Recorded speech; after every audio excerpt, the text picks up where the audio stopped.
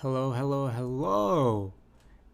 Everyone, welcome to this August 17th, Thursday, August 17th stream. Today we'll be talking about the usual anime and sports. We're going to be talking about the latest Bleach episode, episode 6 of the Thousand Year Blood War. And of course, we're going to go into Twitter or X, I still call it Twitter, and talk about like the discussions or posts I bookmarked and want to talk about because it was intriguing to me. It was interesting. So first off, let's get right into this. Let's talk about Bleach's latest episode. So episode 6 of Bleach's Thousand Year Blood War, the second part, second season to it. It starts off. Well, first let me say this. Let me give a brief description about this episode before I kind of go a little bit into depth.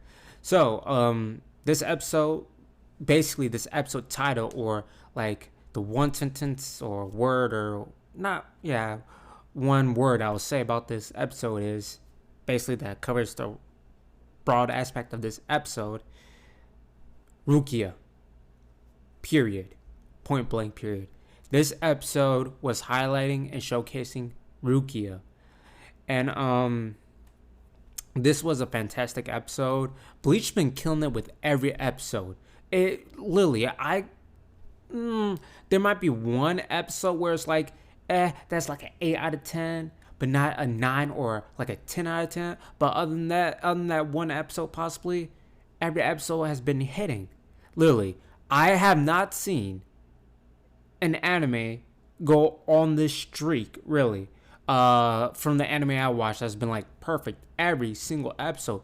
No misses, basically, and the animation and everything's up to quality as well, and something that we haven't really seen because Bleach's style, this Thousand Year Blood War style, is not something we've seen on the regular. Like, this is like this is, how do I put it, like a unique situation.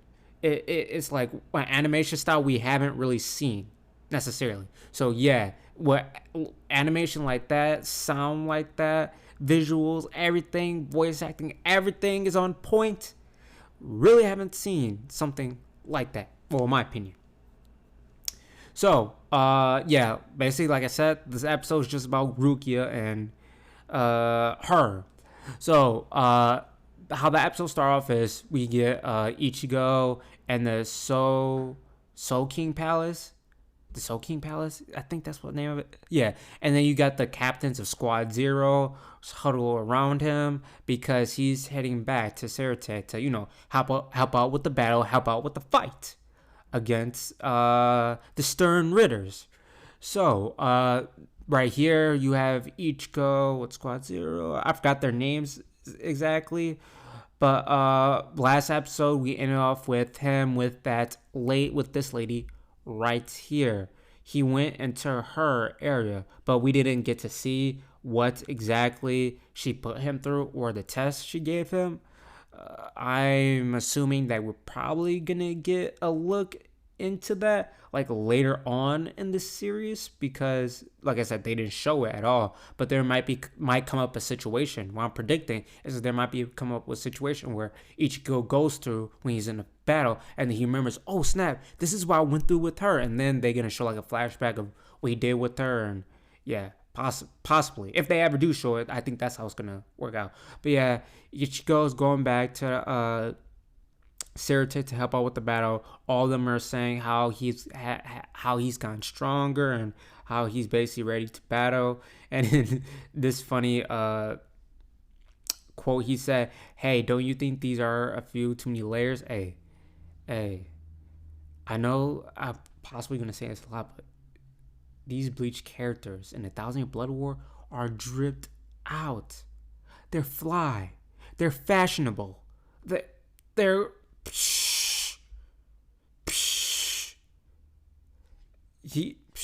all of them. Hey, their style is great. But yeah, he has many layers, but when they zoom in on what he looks like, he looks sweet, he looks cool. So let's go to the next slide. So in the next slide, like I told you, he's going back to Serete, and this is the staircase. They said, hey, if you use Flash, that the guy with like that long black jet black hair, it's kind of like a toucan beak. He said that captain. He said, hey, if you start using Flash, that you'll be there in like I think he said week. I forgot the exact time, but if you use something, you'll be there in a week or a couple of days or something along the lines of that. And yeah, if he uses the stairs.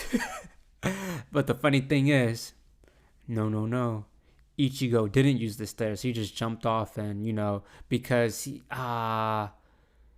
one of the captains from Squad Zero said, actually, the battle's been going on for a couple hours now. So yeah, Ichigo's like, couple hours. Hold on, no, and he just jumped in. Instead of using the stairs, he just jumped right through that circle, and going flying to battle. And then while he was jumping into the circle, he got a call from Ura. Ooh, what's the guy's name? The guy with the green hat. Ura, not Uri, Una. I can't believe I forgot his name. Hold on, give me a second. He is Urahara. So I was in the right mindset. But Urahara. He got a call from him, and or Ichigo called him. I forgot how that went down, but they were talking to each other, and basically Ichigo's like, you know what, this may sound cocky, but just hold up until I get there, because once I get there, business is gonna be handled. And he's like, Urahara's like, okay, all right, I can see a change in your demeanor. I can see a change. So yeah, that was that scene. Next scene. So Uryu is with one of the Stern Ridders, the one right below Baha, that Stern Ritter. That's like his right hand man, the blonde hair. He said now he's gonna tell Uryu what his majesty is, I think, or basically tell him what type of entity or whatever he is. And yeah, they were talking, and then they got to, so while they're talking, you see the two Stern Ritters that lost. You didn't see Bambi. Well, I call Stern Ritter Bambi. You didn't see her, but you did see the Stern Ritter, the robotic Stern Ritter, and Stern Ritter that was fighting against Hidegara, the ice captain, Hidegara, Bleach captain, Hitsugawa, Toshiro. Yep. So you saw the Stern Ritter that was fighting Toshiro, and the Stern Ritter, that the robotic Stern Ritter that was fighting against that other captain, the fast ninja captain. Yep. And then you see that while they're talking, the blonde Stern Ritter, Yuhaba's right hand man, he had a sword and cut through Stern Ritter that was fighting Toshiro. And you see, remember from last season, you saw that patch, or that Quincy patch of where he blocked Yuhaba's attack with his neck or whatever, because Quincy's have that type of power. I guess their body goes into this type of mode of when they're about to die or something, or protecting them. So that's what happened when blonde hair Stone Ritter tried to cut through the one that was fighting Toshiro. And he's like, okay, you see this? Now this is the now, since you did that, it's not gonna save you. You're not gonna be saved, because he said, do you see this? He's like, see what? What are you talking about? Next thing you know, you see a judge, like a scale, those two scales that weigh, like you see in courtrooms or courthouses, where one side goes this and the other side. So it's like one of those things. And then he saw that it was like a judgment type of one of those things. And he saw us leaning one way, and then you just see him like, oh snap, I'm being judged, and bam, he passed away. You just see him. You don't see what happens to him, but you can see like this is graphic, but you can see like the blood like splattered on the wall. You're like, whoa! And then next thing you know, robotic exterminator was like, oh snap! You can see him like, of course you can't really. He doesn't have like a face where you can see, but you can tell by his eyes and his demeanor. Like, oh snap! I'm scared too. Bam! Then you see black juices, black robotic juices, or oil, or whatever it is, whatever it is, and then yeah, both of them get carted off. And then you can see while I was talking to Uryu, he tells him like, yeah, these guys are returning back to Yuhabaha all their powers and what they learned while being on here. All that's gonna be going back to Yuhabaha. And I don't know for sure. I think Uryu says like, do we have to kill them or something along the lines of that? And Blonde Hair's like, yeah, I forgot exactly what he said, but he's like, yeah, basically. All right, next slide. Next slide.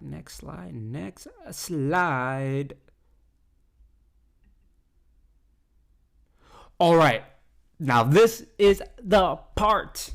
This is when we talk about Rukia. So, and the next scene, you see Rukia flying. Not, I don't know if she's flying or like jumping, flying. You know how people, animes, how characters jump between building, on top building. Either or. She's doing either one of those things. And then you see her, she's talking to herself like, man, I don't feel any energy this way, or I don't feel Soul Society energy or energy from Captain or whatever.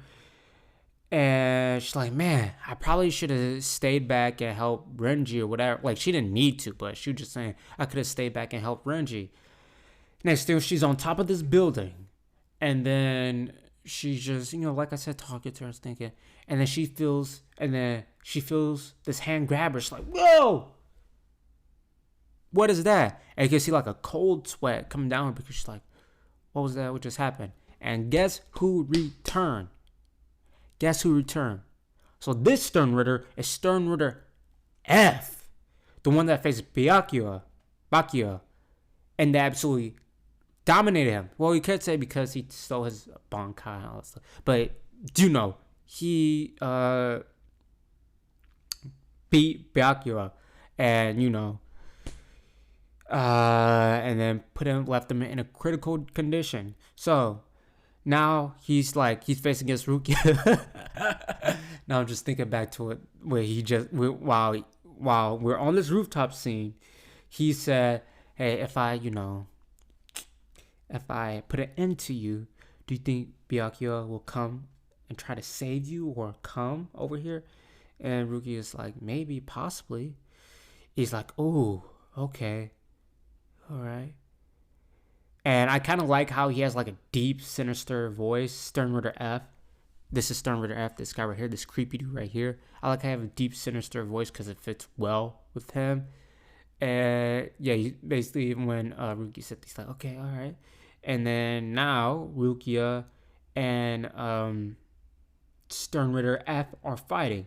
And the whole time, basically what Stern Ritter F was saying throughout the whole fight, literally the whole fight, was talking about fear. And how fear. So basically, yeah. So like I say, he's talking about fear, and it's literally the exact same kind of dialogue or what he was saying to Byakuya at first. No, Byakuya when they were fighting about fear and things like that. And then you can see. Let me see what's the next scene. Okay, yep. So we're gonna get there. Yeah, he's just having a whole dialogue about fear, or monologue, whatever you want to call it, about fear. And then Rukia is like, you know what? Cut the crap. Like, cut this. You know what? I think this is her Zanpakuto. It's where, and Rukia, hey, Rukia, Rukia, Rukia went off. Her Zanpakuto is cool. So, Rukia Zanpakuto, so each second, so she can only last 4 seconds in her Zanpakuto as she is right now, which is really cool because you're like, dang, she only can last she only can be use her Zanpakuto for 4 seconds. Imagine if she can use it for a minute or so. But literally, but each second you can see that throughout. So every second that pass, she gets colder, colder, and colder. So they use Celsius. So Celsius is how do I put this? So so when it's like 50 degrees Celsius is like a little bit lower. So whenever it's so whenever it's negative 30, it's in degrees, it's going to be a little bit higher in Celsius. So that's how it is. Celsius a little bit higher than degrees. I'm pretty sure. I'm pretty confident. Don't quote me on that, but I think that's how it works. Celsius a little bit higher when it talks about temperature. But anyways, so each second that passes, Rukia gets colder and colder, and when she's talking, she says, "All right, now this is what's gonna happen at negative 100 Celsius. This is what's gonna happen at negative 130 Celsius. This is what's gonna happen at negative 200 Celsius." And she just keeps going on and on and on. And you can see her body just keeps getting cold. Like it's like like you can see ice is just starting to cover her. And like I said, she can only last on so long because she hasn't perfected it. And also, while she's in this, like she has like this power where she can protect her vitals, where her vitals aren't failing because she's so cold, literally and figuratively. And what was I about to say? Yeah, so her vitals are safe because she's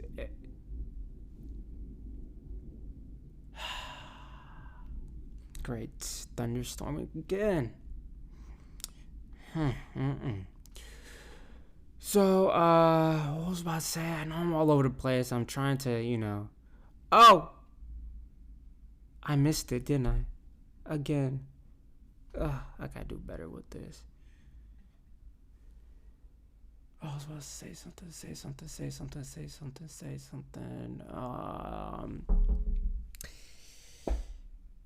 Yeah, okay, protect their vitals, and now they're on to battle. She's cutting the dude up, and then right after that, Rukia, unthawed herself. So right after, she was in it for 4 seconds. Technically, she was doing it a little bit longer. And you can see cuts on her hand because, of course, when you get like frostbitten, cuts possibly will show up, or blood, because it's so cold. And Stern Ritter F is basically cut up now a little bit, and then you can see him in a block of ice, kind of. And then now after that scene, there's a flashback of Stern Ritter F in a hospital. I don't know exact. They didn't really go into depth exactly the reason why or what's up with him or go into his backstory, because he's in a hospital with the mask, providing oxygen to him. Something of course happened, and then Yuhabaha came into the hospital. It's like basically gave him the powers, but I think he gave him the powers. And then Rukia, and then he got, he starts to go a little bit crazy. And then because Stern Rare F is talking about fear. It's like, fear? I don't fear anything. Fear? Did you call this fear? This is not fear. Me about to, pass away, about to die. Oh yeah, back to, okay. This is what I meant to say about Rukia. Forgot to say, Rukia is technically dead when she's in her Zanpakuto, I think, because I told you about her vitals and all that stuff. She's so cold that she's like dead, or she's not there anymore. She's not like there anymore. So yeah, and then like I say, Stormbringer goes about fear, fear, fear. You call this fear? This ain't fear at all. And then, bam! This horrifying image or scene comes, and this is Sternritter's power move right here. Now he is, at his peak right now, and then now he goes to another monologue about fear, but goes a little bit more into death. Remember how those horrifying scenes we saw when he was there, when he was talking to Byakuya about having Rukia's face, and then she turned to like a zombie or whatever, and see her eyeball pop out. That scene happened again, but with Ichigo, Byakuya, and Orihime.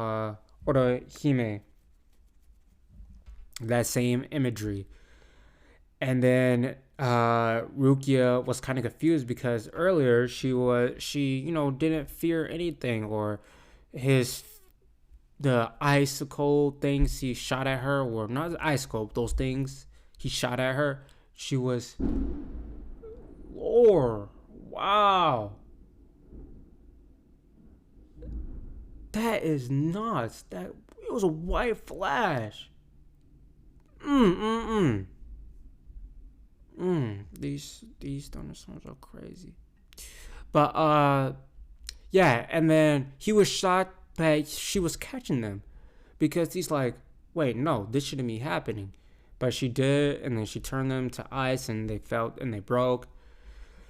And that whole thing happened, and then now they start to take effect, because he's like, nah, you shouldn't have catched them, because now fear isn't just these things that just threw at you, whatever.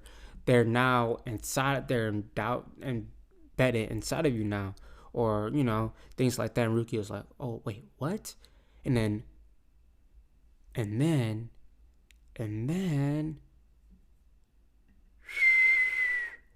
this scene where there's a whole bunch of eyes, and he said, and right here this clue said, closing your eyes will do nothing, because even if you close your eyes, you're still gonna see those horrifying images. You're still gonna feel the way you feel. You're still gonna be encapsulated in this fear.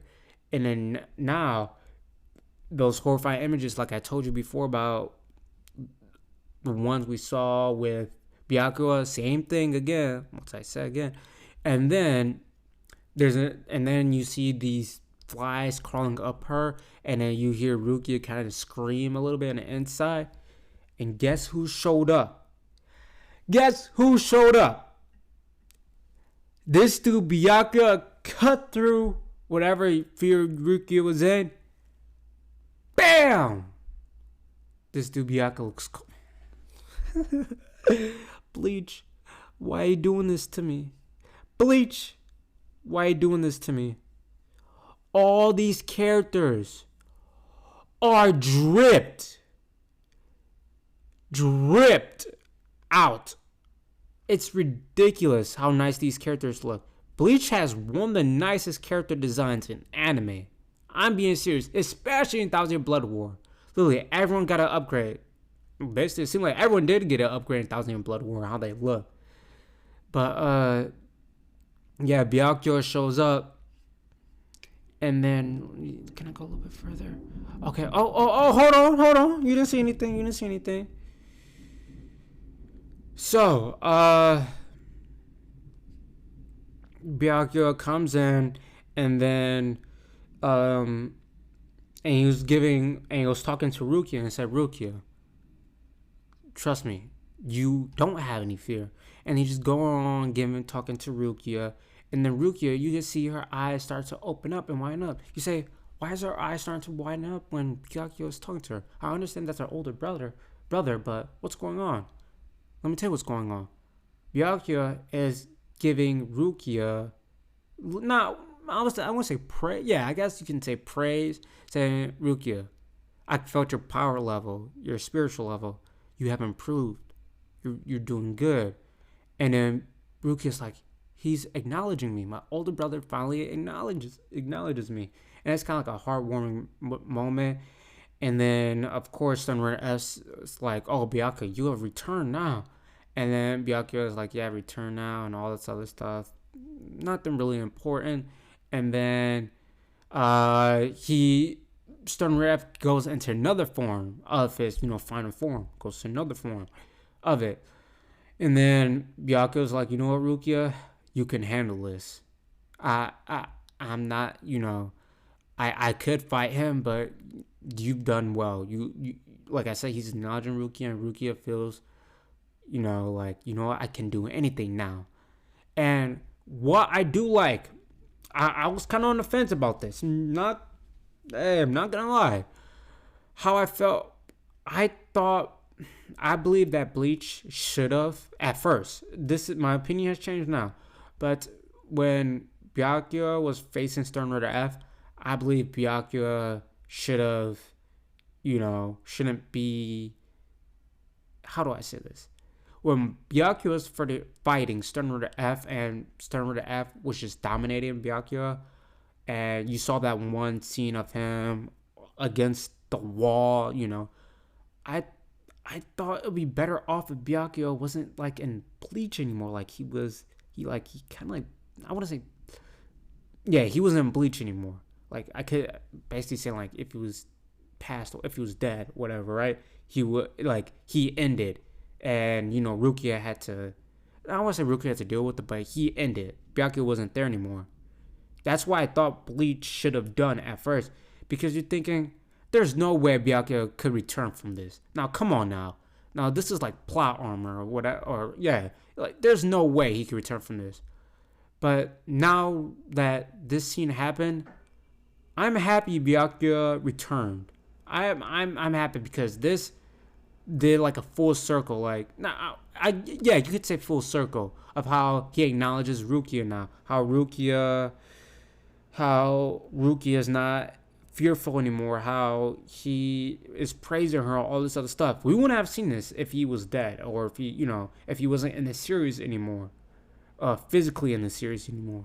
So probably if they did like a little ghost or whatever, he's whispering Rukia's ear. I guess they could have done that. But I'm actually happy that Byakuya returned.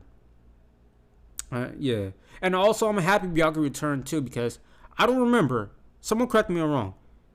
In the anime, I don't remember them showing Byakuya being powerful. Like, you could tell by how he carries himself that this dude is powerful, and how people talk to him. Like, this dude is A1. Like, he's him. But you really didn't see that in any fights.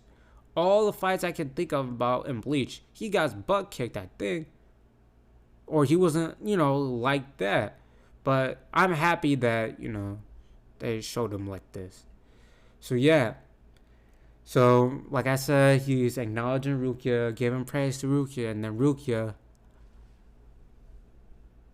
Bankai. Beautiful. Absolutely stunning. Stunning. Rukia's Bankai stunning. And then like how she can't control Zanpakuto that much. She really can't control her Bankai. But yeah, Bankai is amazing. Bleach 1,000-Year Blood War. Ooh. But yeah, Bleach 1,000-Year Blood War is on something. And then of course Stern Ritter F is like scared, not a little bit, cause like, time, I'm about to die. I don't want to. Like, what's going on? But then, of course he did die, and now, and then now after that part, after Rukia got done with Stern Ritter F, Byakuya was like, all right, we can fight now, basically side by side. Rukia, let's go. Rukia's like, yes, let's do this. Very wholesome moment right there. And then also, last thing I want to say, I think the ending song was playing during this scene. I know a song was playing during this scene. I think it was the ending song of Bleach 1,000 Blood War Season 2. I think it was. But yeah, usually when animes play like their theme music, either their opening or ending in a scene, you know that scene's about to be impactful. So yeah. All right, and then the last scene. Lieutenant. I don't know if she's captain now, cause she was lieutenant with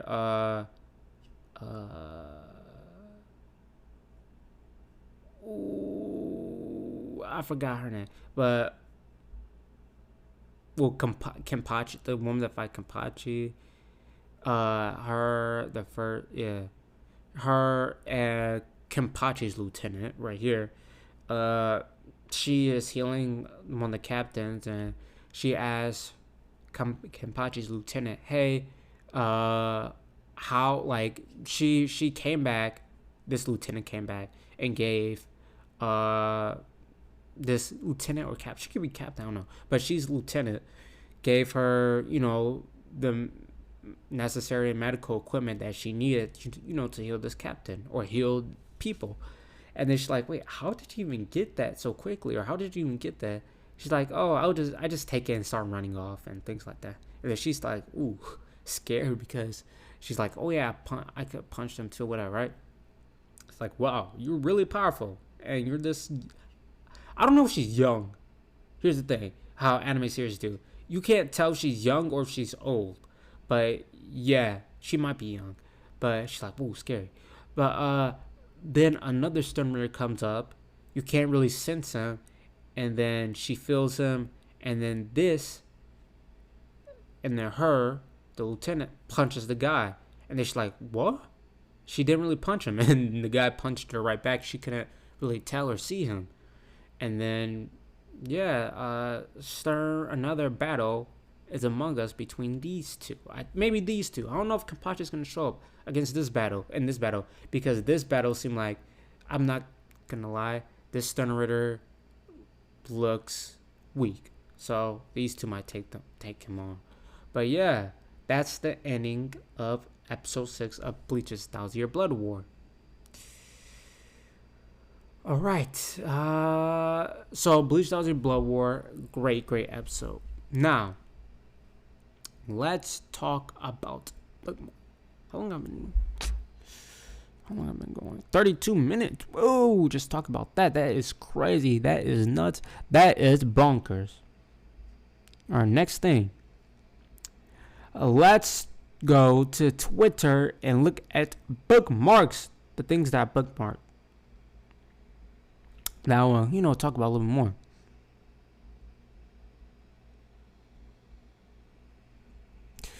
All right, let's talk about this. Let's talk about this. Boruto's time skip design.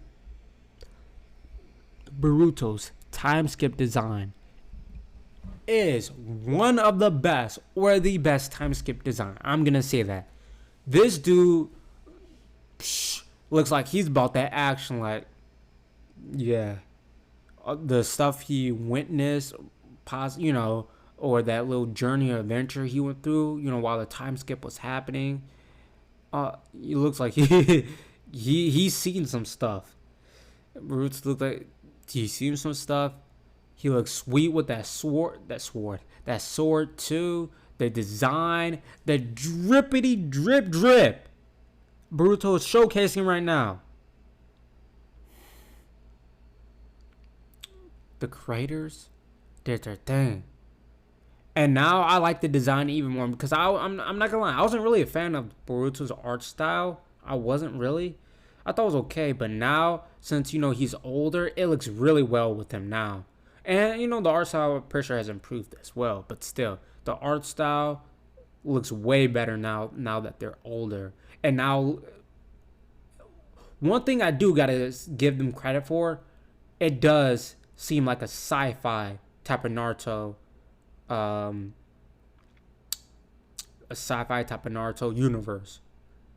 I do gotta give them credit for that, because it feels it is completely different. There's technology now and Konoha and all this other stuff. Like, it does feel like a sci-fi. So yep, credit for that. Next thing, what was this? Say? Rank these protagonists from best to worst. Yuji, Boruto, Tanjiro, Deku, Luffy, Naruto, Ichigo, Eren. Honestly, I can't rate them. Uh, hmm, I don't know, cause I haven't fully caught up to. I am in the last season of Attack on Titan, but man, I haven't caught up to. I'm a season or two season behind for Demon Slayer. One Piece, I'm way behind One Piece. I'm still on episode 100 something. That's funny to say. I'm on episode 100 something, and I'm still way behind, not even 50%. Um, uh, Jujutsu Kaisen, I'm like caught up, but I haven't read the manga. All these I haven't read the manga for. But I've read a little bit of Boruto. I ain't gonna lie, I read like a sliver of Boruto. But I'd like to hear your guys' opinion. How would you rank these MCs, these protagonists, the main characters? How would you rank them? I'd like to hear you guys' thoughts about that. My number one, if I had to choose my number one, who I like the most, I don't know. Yuji, I feel like I haven't seen enough of Yuji to tell you how I feel. I like Jujutsu Kaisen. I feel like it's like a perfect anime, as perfect as it can get. I think I would say, because you actually, because he's one of those MCs where he, of course MCs have what they believe in and things like that, but Hyuji feels kind of like the most human in a way, where Tanjiro and Naruto's like, oh, the good, the good, the good. I mean, you still get their rage type of moments, but it's not real rage. But Yuji, you get the rage type of moment. Like, man, I'm about to, put in this work. Tanjiro, Naruto, Deku, I'm not very sure in because I'm not caught up. Ichigo, I like Ichigo too because Ichigo is different from the MCs. He's like, not the goody two shoes type of MC. He's like real. I mean, some people are goody two shoes in real life, but still, like, I would. Eren, I don't know. Luffy, I have no idea. Luffy's just goofy. Eren, cool plot twist, but I really can't tell you. But I'd like to hear you guys' thoughts.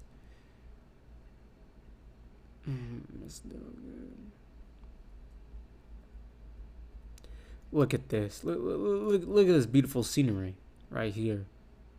This is House Orn.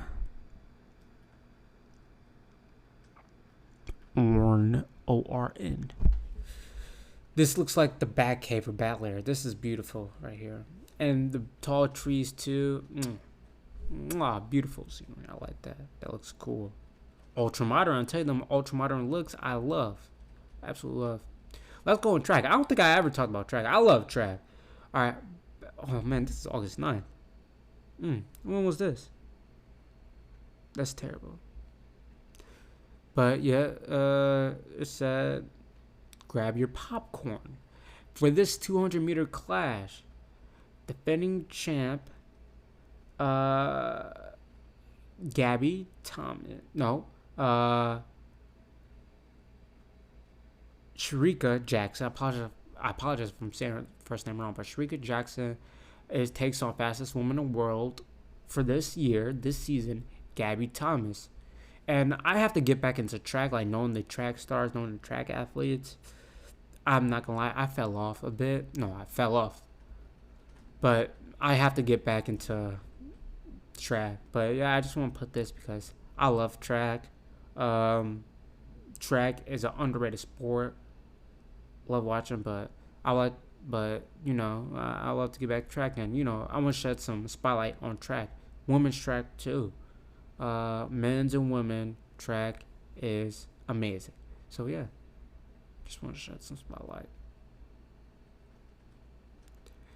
So, if you see anything other than a hair clip, you watch too much anime.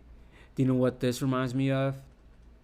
This this reminds me of Yu-Gi-Oh's opening, the first season of that one shot of the hands coming together, or this reminds me of Sasuke.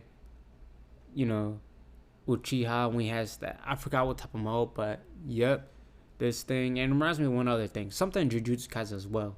But yeah, that's what it reminds me of. This hair clip right here, funny, interesting. When I first saw it. So, who's had a better summer than Steph and Steph? Steph Curry. First We Feast, Hot Ones, love that show.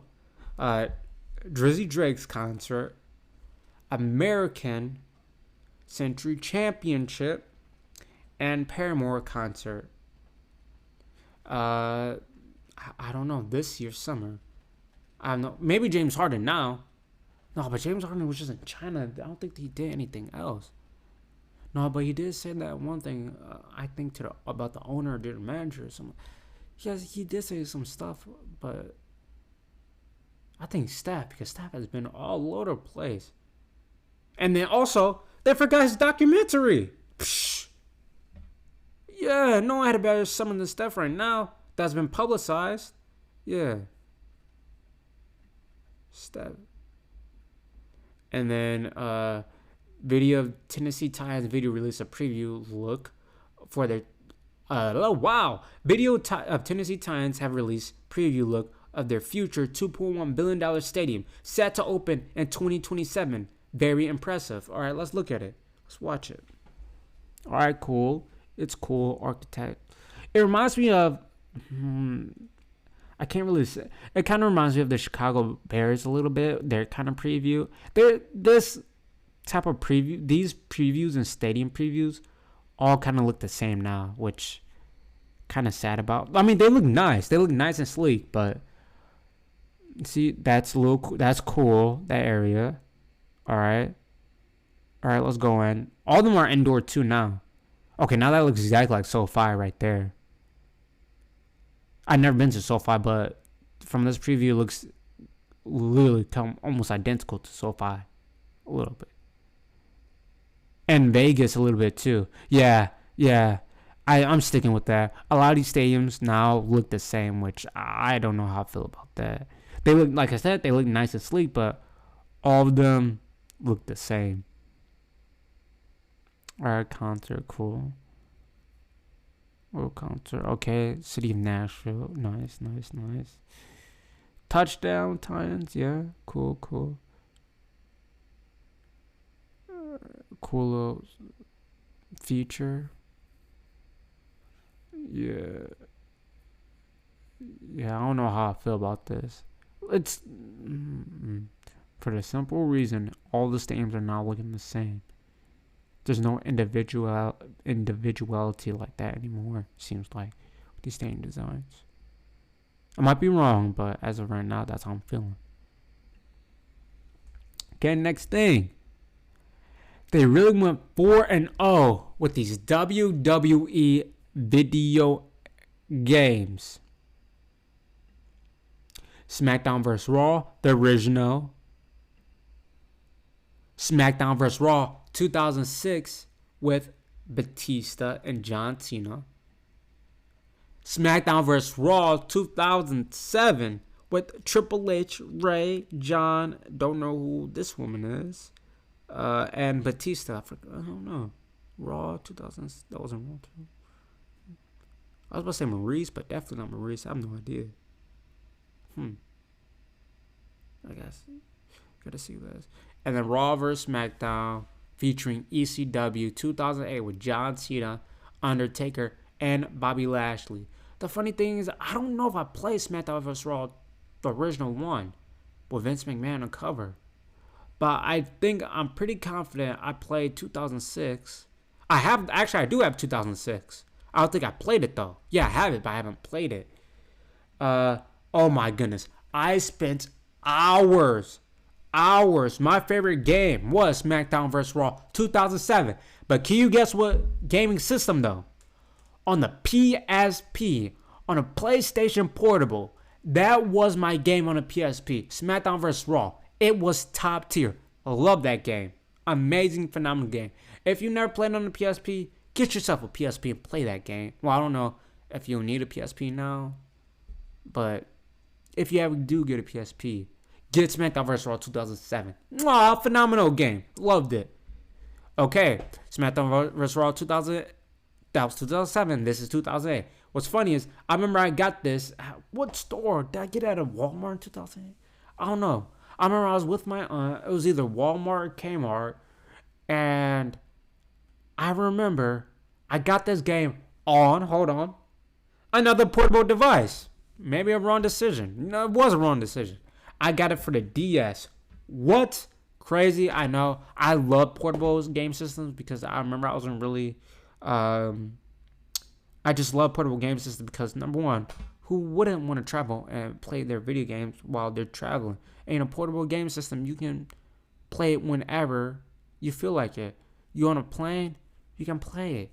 When you're little and you're in the back seat on a road trip, you can play it. You don't have to bring this heavy game system with you.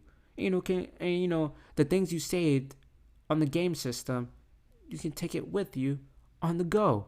Who doesn't like that? Who doesn't love that? Of course, the content, all that, and the graphics are scaled tremendously down, and definitely during this time, 2007, 2008. But that doesn't make it any less fun.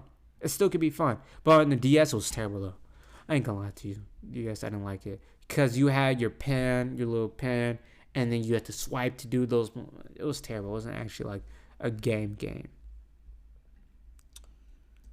Next, Victor Wembanyama and 2K24 is the 84 overall. Hey, I'm just gonna say it. Too high. That's way too high. A rookie, even though I understand this guy's getting hype, one generational. I'm happy for him, all that stuff. That's way too high. A rookie should not be 84 overall. The max, 80. Or maybe 81. 81 is like testing the limits. But 80 overall for like the top tier prospects. 84 is way too high, and never playing a game in the NBA. Way too high. Now, hopefully this doesn't happen. But let's say hypothetically he doesn't turn out to be what everyone believes he should be. This would be, I don't want to say hilarious, but this is like one of those things like, man, 2K was on something when they did this. So, yeah. Next thing. Prize money for losing R1 at the majors in 2023. Today's exchange rate. Aussie Open. This is for tennis, I think. Yep. Aussie Open. Roland Garros, apologize. Wimbledon and U.S. Open. Good to see this keep going up. If it's not more money for losers, but fair reward for those good enough to get into a major. Okay. In track and field, if you lose a meet, you go home with that. which is true and not true because, of course, you got their sponsors, all that stuff. But with track and field, you're literally paying for your trips, and if you don't place in top 3 or however they organize it, you don't get any money. So you're losing money because you don't get any money going to that meet. So I just find that hilarious, and that's somewhat true. That's kind of true, but false. It's false, but it's kind of true. Funny.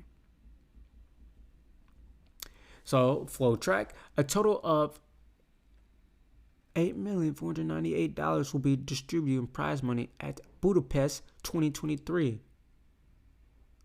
Oh, well, never mind. So, as you see, $70,000 for individual events, athlete. Never mind, because this is prize money. $35,000. Why is relay events more than Well, I guess is because you have to distribute. Is it per person for relay events, or is it distribute it evenly individually? So yeah, like wow, that's pretty good for winning one race. But then again, you train your whole life, you do mass amount of training, to get that. So it makes sense. But woo, that's money for just one race. Hey yo, PG and this whole Devin Booker thing that's going on. I know I'm a little bit late to it, but hey, mark my PG. I love these sports memes when there's a quote. Mark my words. I'm on my Billy stuff next season. Paul George. I truly believe Paul George is gonna be Himothy, Himmeister. I am that dude that can go anywhere. So beware of me. I believe Paul George is. I don't want to say MVP level because that's another type of level. But Paul George is going to be close. I think Paul George this season is going to be like his best season or one of his best seasons for sure.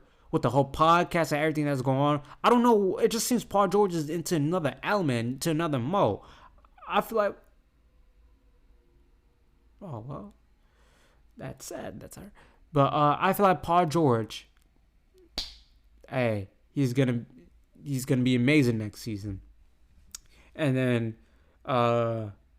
yeah, just sending a message to the league and the whole and there's another little thing that's going between him and Devin Booker. I don't know if it's fake or real. Who knows? Only they know. But yep.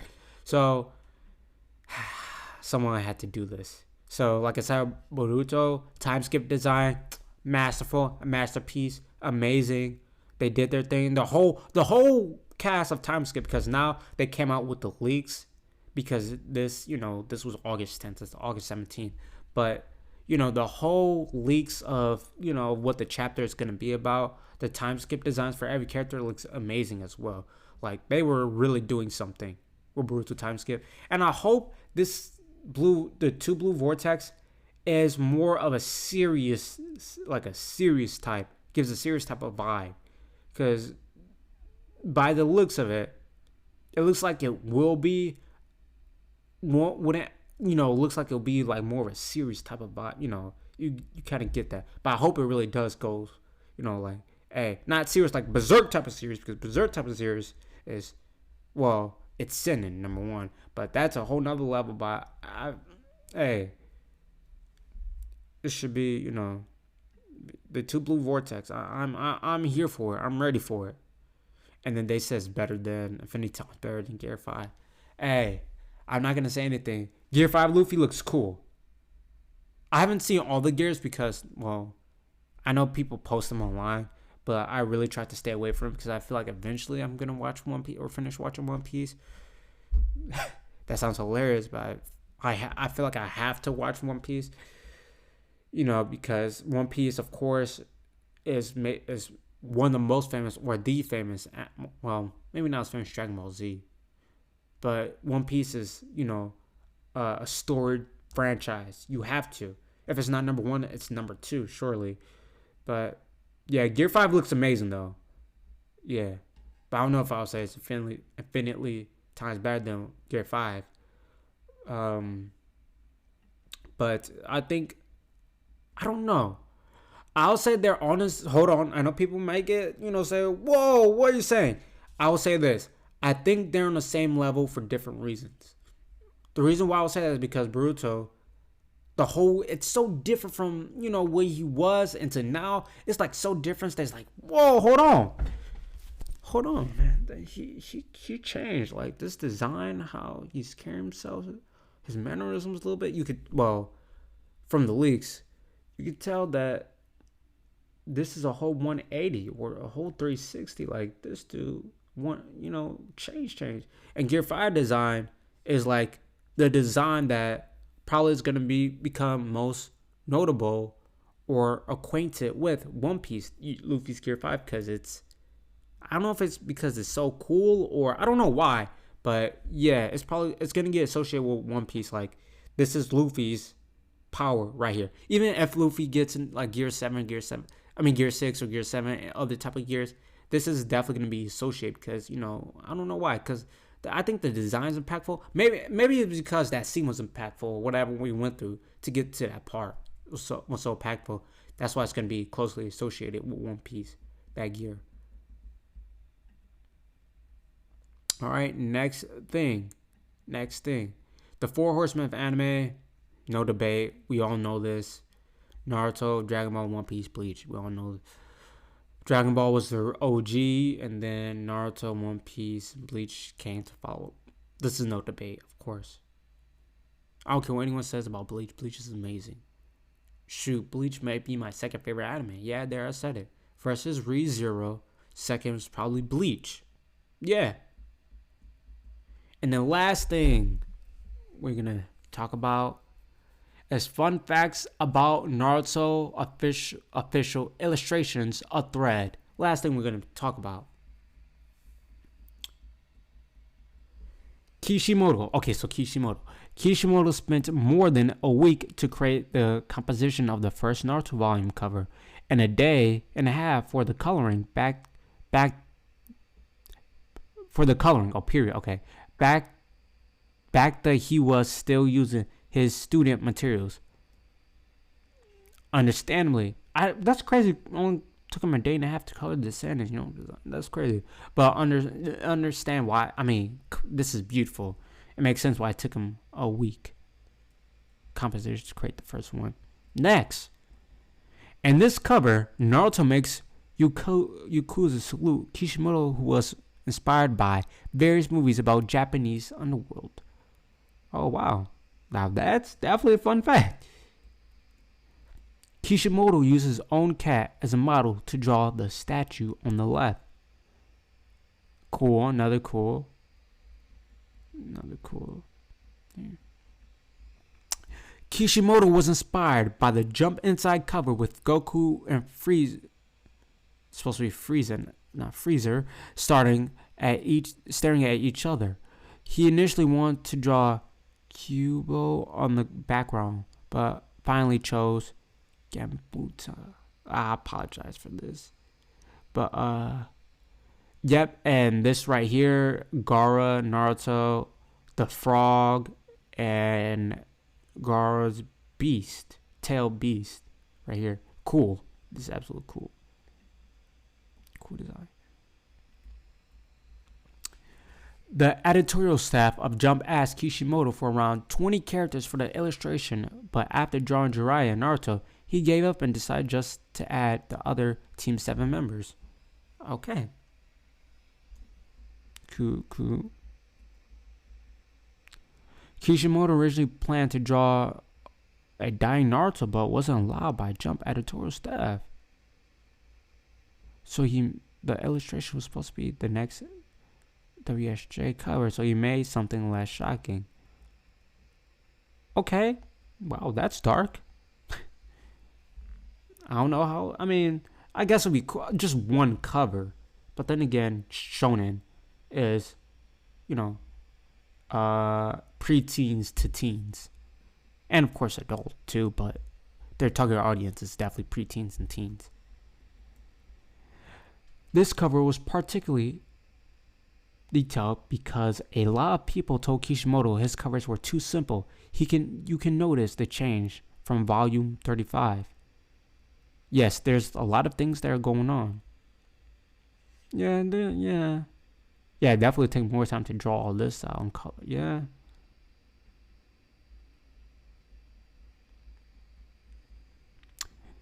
This was just a pretext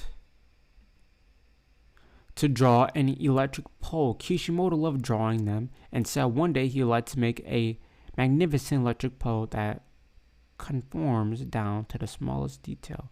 That's interesting. Would never think someone would have interest about electric poles. I mean, this is cool though. It reminds me of an anime. I don't know. What anime? Well, you could say it's about a whole lot of animes, but there's a lot of anime openings with like electro pose in them.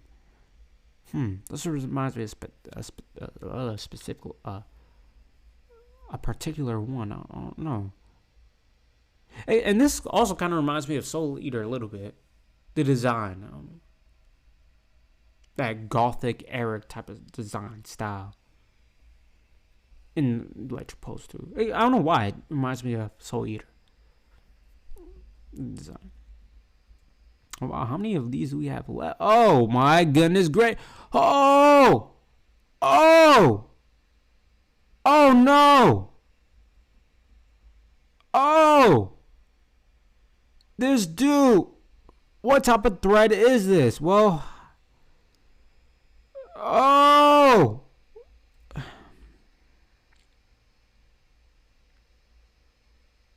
You know what? This sounds lazy. Well, this is lazy. If you want to read rest of this thread, go on Daily Naruto, Daily Hokage, and this was on August 11th of 2023. If you want to read more of this thread, because my voice is getting a little parched. I know I can drink water, but my voice, and there's all this talking. Yeah. There's no way I'm gonna and give out my thoughts on all these. Yeah, I'm sorry. I know I've probably a couple left, but yeah. That's all I want to talk about or discuss for today. Also, one last thing I want to talk about or say. Hey guys, I got a YouTube channel now. YouTube channel. Click the link right here, YouTube, and it's gonna take you to Dom H and that same at Various Dom. So I'm creating YouTube. I'm going to be what am I going to do on my YouTube? I'm going to be uploading my live streams, the full live streams, and I'm also going to do clips as well. Like how I do with TikTok of uploading my clips, I'm going to be uploading my clips as well in my YouTube channel. And I also, try to make it a little bit different as well. I'm probably going to do YouTube videos as well. Or do some YouTube videos of that's only on YouTube. To make it, different,